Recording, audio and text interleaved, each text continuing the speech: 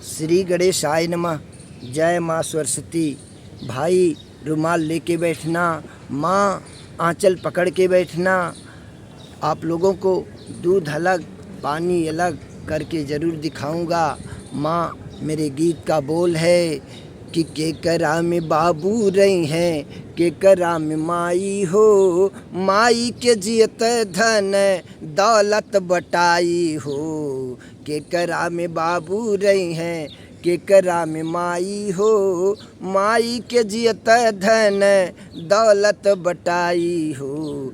फट ही लुगरिया पहन के दिनवा बितावे माई। बेटा यो बेटी के कपड़ा सियावे माई। आपस में मारा मारी कर भाई भाई हो। माई के जियत धन दौलत बटाई हो। माई के जियत धन दौलत बटाई हो। फट ही लुगरिया पहन के दिनवा बितावे माई। बेटा यो बेटी के कपड़ा सियावे माई। आपस में मारा मारी कर भाई भाई हो। माई के जियत धन दौलत बटाई हो। माई के जियत धन दौलत बटाई हो। नमक रोटी खा के माई दिनवा बितावेले। अपने सुगनवा के दूध भात खियावेले।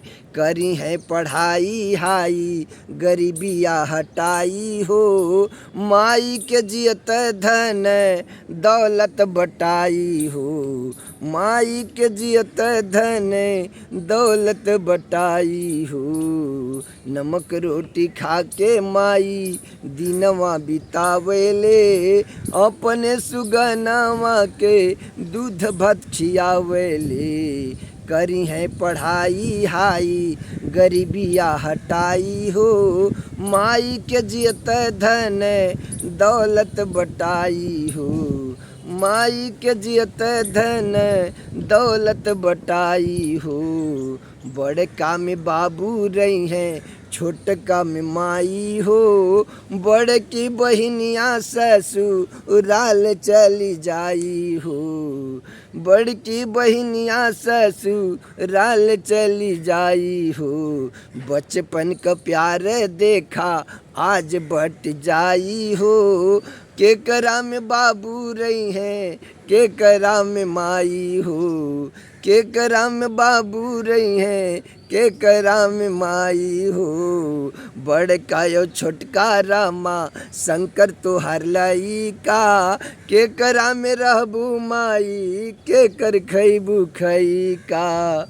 कभी रामा शंकर कहे आज बट जाई हो।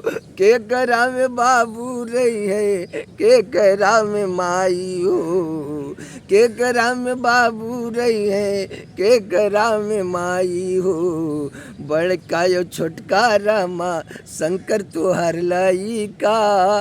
केकरा में रहबू माई, केकर खैबू खई का। कभी रामा शंकर कहे आज बट जाई हो। केकरा में बाबू रही है, केकरा में माई हो।